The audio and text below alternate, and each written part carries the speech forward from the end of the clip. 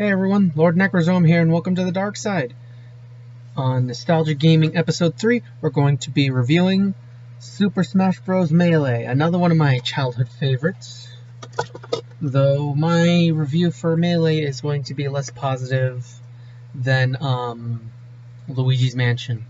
So, first, I guess I'll talk about the graphics. The graphics are more or less, like, par for the course for a well-made Nintendo game on the GameCube for the year, when was this made? Back in, what, 2002, 2003? I cannot find. 2001. So for 2001 graphics, they're not that bad. I'd say not as good as Luigi's Mansion, but still pretty good. I like the cast of characters. The whole cast of characters. The only one I would disagree with them having is the Ice Climbers because, well, they've been in one game, and Dr. Mario, who has also only been in one game, and it was a Tetris knockoff. So, yeah, that's the only problem I have with the list of characters. The problems I have now. I'll keep going. I like most of the stages, aside from Pokemon Stadium, because how it changes can just be annoying. Well, actually, I don't really dislike it. I'm actually kind of neutral to Pokemon Stadium. I used to love F-Zero City or whatever it is. The one where you're on the racetrack and the platform keeps lifting up and you have to get on the platform, but if you don't get on the platform in time, then you start taking damage because you're going across the map. I love Big Blue. It's absolutely chaotic, but it's so beautiful and has one of my favorite. It has, I think, my favorite F-Zero song in it. I don't really dislike Brimstar all that much. The Brimstar deaths are pretty chaotic. I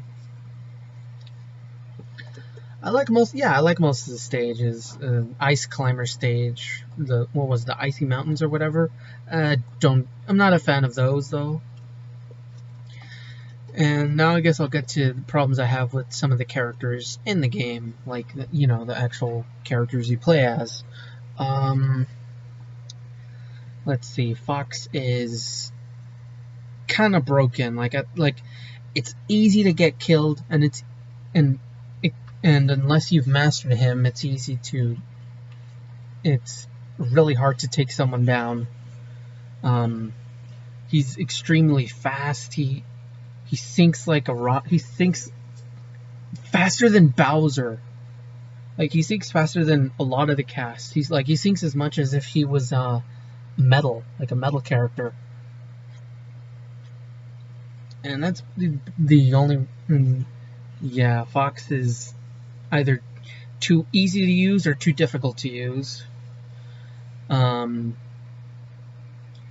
don't really like having Young Link in the game either. I mean, it's more or less the same as regular Link, and I don't really like clone characters like that, which is why I don't like Ganondorf in this one.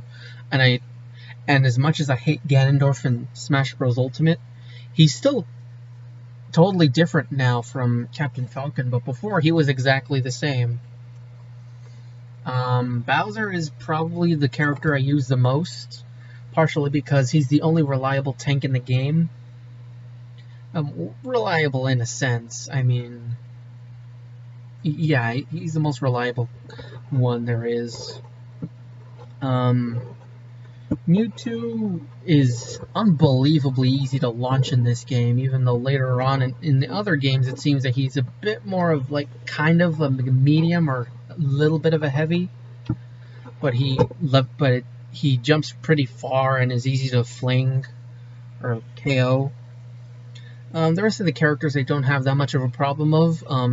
Most of them, actually, yeah, I kind of do. Most of them have like a really weak recovery.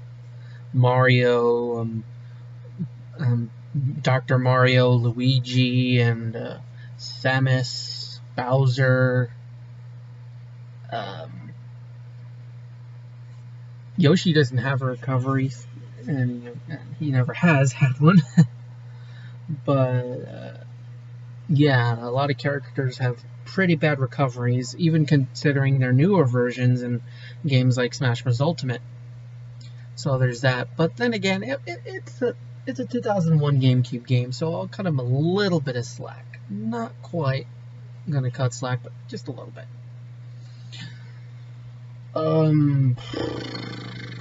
I like the trophy, the way trophies are. I like how in this game and Smash Bros. Brawl and Smash 4, the extra characters you collect are trophies. I kind of like the spirits in Ultimate because it kind of fits the theme of it, but I really like trophies in I just really like the trophies. Like, it's nice to have all sorts of trophies that are representations of everything throughout Nintendo history, from obscure games to the most well-known games. It has all sorts of trophies that I still haven't collected them all, as far as I know, but there are so many that some are so obscure and some are so recognizable. Some could be recognizable if you've played enough obscure games, and and that's a good thing in my opinion. And I'll get to well, playing with other people can be fun. As far as I know, I don't really have many friends or any friends that come over, so I wouldn't really know. But against computer players, it's pretty ridiculous, especially with in event mode. Event mode is it's like special scenarios where you either choose a character or have to play as a character against certain characters in a specific scenario, and it gets ridiculously unbalanced. Like the final event is you, whatever character you want to be, versus Giga Bowser, Mewtwo, and Ganondorf, who are teamed up against you. Everyone has 3 lives. I'm dead serious when I said 5 seconds in and I died. 5 seconds in. They're all on they're not even on regular computer player difficulty. They're on level 20. And it's unbalanced is what I'm saying. The adventure mode and classic mode and arcade mode are less unbalanced, but even so, it can get ridiculous with how easy you can just die almost immediately, or anything ridiculous. Or it can be ridiculously easy to get through, like if you get lucky or something like that.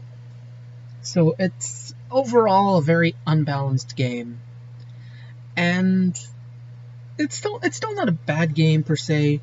It's unbalanced, but giving it was 2001, I'll cut him a bit of slack. I mean, it was a decent game.